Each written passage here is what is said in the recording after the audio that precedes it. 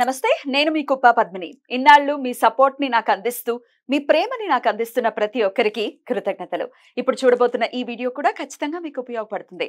Like, share and subscribe చేసి మీ ఇష్టాన్ని అలాగే మీ సపోర్ట్ ని నాకు అందించండి. అలాగే ఈ వీడియో పట్ల మీ అభిప్రాయాన్ని కమెంట్ సెక్షన్ లో కమెంట్ చేసి నాకు తెలియజేయండి. నమస్తే. Welcome to our channel. నేను పద్మిని. కృష్ణ నామమానందం, కృష్ణ రూపమానందం, కృష్ణ శబ్దమానందం. అసలు ఆనందానికి పర్యాయ పదం కృష్ణుడు. మన జీవితాన్ని కృష్ణుడు నడిపించాలి అని అంటే కృష్ణుడిని మనసగ్గుణ్ణి చేసుకోవాలి. ఎలా చేసుకోవాలి మరి? కృష్ణుడి గురించి, కృష్ణ తత్వం గురించి మరొక్కసారి మనందరికీ వివరించడానికి మనతో పాటు సిద్ధంగా ఉన్నారు ఇస్కాన్ ఆర్గనైజేషన్ నుంచి శ్రీ ప్రణవానందాస్ ప్రభుజీ గారు. మాట్లాడదాం. నమస్తే ప్రభుజీ. నమస్కారం అండి, ఎలా ఉన్నారు? నేను బాగున్నాను ప్రభుజీ, మీరు ఎలా ఉన్నారు? భగవంతుడి దయ బాగున్నా. ప్రభుజీ, ఓదార్పు అనేది ఖచ్చితంగా ఒక మనిషికి ఖచ్చితంగా ఇవ్వాలి. శోకంలో ఉన్న మనిషికి ఖచ్చితంగా ఆయన బ్రెయిన్ పనిచేసేటటువంటి పరిస్థితి ఉండదు. ఎందుకంటే శోకం అంతలా కమ్మేస్తుంది. మనం పురాణాల్లో కూడా చూసుకుంటే శోకంలో ఉన్న ఆంజనేయుడు కూడా సూసైడ్ చేసుకోవడానికి రెడీ అయిపోయారు. అలాగే శోకంలో ఉన్న సీతమ్మ తల్లి కూడా ఆ పుష్పక విమానాన్ని ఎక్కించేసి ఇదిగో చనిపోయారు అని రామలక్ష్మణుల బాడీస్ ని చూపించడం, ఇట్లా మాయా రామలక్ష్మణుల్ని చూపించడం రావణుడు, తద్వారా శోకంలో మునిగిపోయినటువంటి సీతమ్మ తాను కూడా ఉరిపోసుకునేటటువంటి పరిస్థితి ఉన్నప్పటికీ రాక్షసి అయిన త్రిజట ఓదార్పు సీతమ్మ తల్లికి కొండంత బలాన్ని ఇచ్చింది. ఇలా ఒక మనిషిని ఓదార్పుని ఇచ్చేటటువంటి పరిస్థితి, ఆ ప్రవృత్తి మనిషిలో లేకుండా పోతుంది.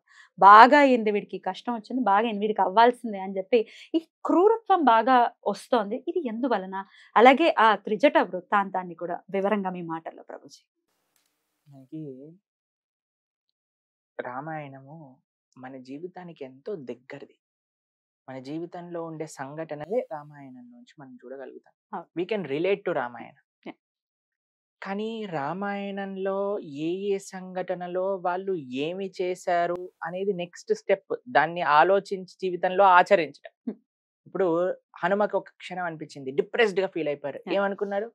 ఆ రాముడు ఇచ్చిన సేవ గుర్తొచ్చింది మనసులో. సెల్ఫ్ మోటివేటెడ్ అయిపోయారు. ఎందుకు? రాముడిని గుర్తు తెచ్చుకొని, భగవంతుని గుర్తు తెచ్చుకొని. మొన్న మేము ఒక దగ్గర ఉన్నప్పుడు మమ్మల్ని అడిగారనమాట ఆస్ట్రేలియాలో, ప్రభుజీ కొంతమంది మనకి హెల్ప్ చేస్తాము కానీ వాళ్ళు మనల్ని మర్చిపోతారు, మనం చేసిన హెల్ప్ మళ్ళీ చేయాలనిపించదు, మనం మోటివేట్ ఎలా అవ్వాలి మళ్ళీ హెల్ప్ చేయడానికి అని అన్నారు అనమాట. అయితే నేను భగవంతుని గుర్తు తెచ్చుకో, మనకి ఎన్నిసార్లు హెల్ప్ చేశాడో, ఎన్నిసార్లు మర్చిపోయాం మనం, అయినా సరే మళ్ళీ చేస్తున్నాడు కదా. God gives and forgives, we get and forget. కాబట్టి నేను అన్నాను, ఎవరిని ప్రపంచంలో కాదు, దేవుడి గురించి ఆలోచించు. నువ్వు ఎన్నిసార్లు దేవుడిని అడిగావు, ఎన్నిసార్లు మర్చిపోయావు ఆయన చేసింది అని అంటే, ప్రభుజీ కరెక్టే ప్రభుజీ, ఇది బెస్ట్ మోటివేషన్ ప్రభుజీ అని అన్నారు అనమాట. కాబట్టి ఏ సిచ్యువేషన్ లో ఉన్న సీతమ్మ తల్లి ఏం చేసింది? పాపం కష్టం, సీతమ్మ తల్లికే బాధ వేసింది. కానీ ఎప్పుడైతే ఆ రాముడి యొక్క కథను హనుమ వినిపిస్తాడో అప్పుడు మళ్ళీ ఆవిడ ఒక ఎంతూజియాస్టిక్ గా అయిపోతుంది. ఆ శోకం మొత్తం కూడా పోతుంది.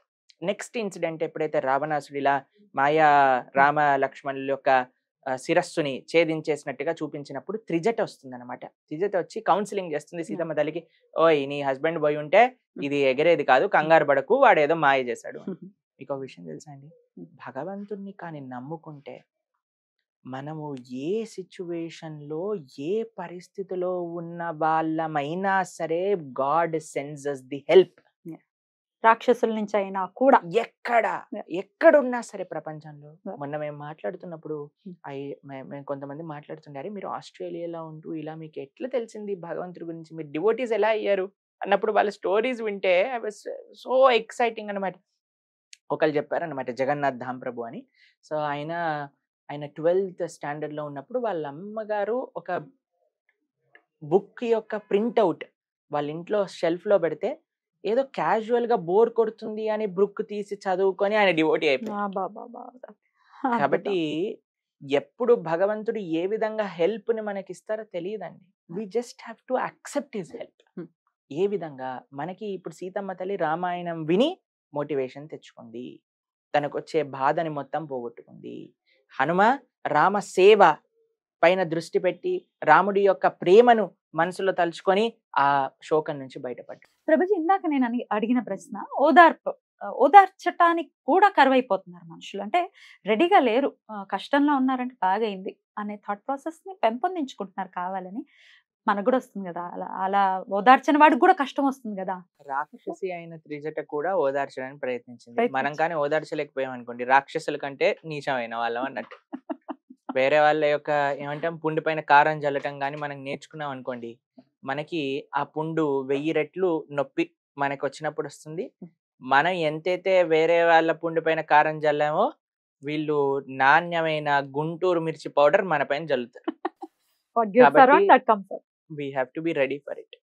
కాబట్టి మీరు ఇప్పుడు ఏదో మజా వేరే వాళ్ళ కష్టాలు చూసి మనం ఏదో ఆనందంగా ఉన్నాము అని అనుకున్నంటే that is time is not separate.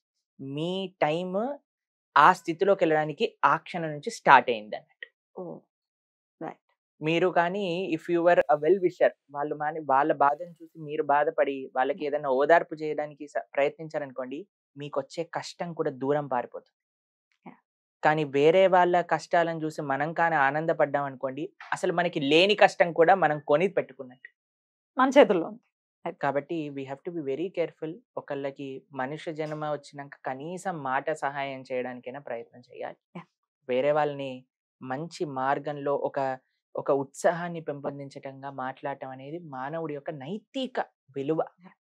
అది అందరం కూడా తప్పకుండా చేయాలి. ప్రభుజీ పీస్ అనేది లేదు. ఎవరి జీవితంలో చూసినా ఉరుకుల పరుగుల జీవితమే తప్ప చాలా మంది కాల్స్ చేస్తూ ఉంటారు నాకు. ఆర్థికపరమైన ఇబ్బందులు ఉన్నాయి అనేది ఒక సెట్ ఆఫ్ ఆడియన్స్ అయితే, మా దగ్గర డబ్బుంది, అన్నీ ఉన్నాయి. కానీ మనశ్శాంతి లేదు అని అంటూ ఉంటారు. పీస్ ఎలా వస్తుంది జీవితంలోకి? ఇంత మార్కెట్‌లో ఇంత పీస్ దొరికితే ఎంత బాగుంటుంది బాగుంటుంది చెప్పండి. కదా! కానీ అలా దొరకదు. We have to take responsibility of our lives. ఎప్పుడైతే మన జీవితానికి మనం బాధ్యత తీసుకుంటామో అప్పుడు పీస్ వస్తుంది. ఏ విధంగా బాధ్యత? అంటే మనం ఏం చెయ్యాలి, ఏం చేయకూడదు, దేనికోసం బ్రతకాలి, దేనికోసం బ్రతకూడదు, ఏది మన జీవితంలో ప్రయారిటీ, ఏది ప్రయారిటీ ఉండకూడదు. ఇది కానీ మనం అర్థం చేసుకున్నాం అనుకోండి, we will be always peaceful. అది చెప్పేది ఎవరు అనంటే అది చెప్పేదే శాస్త్రం.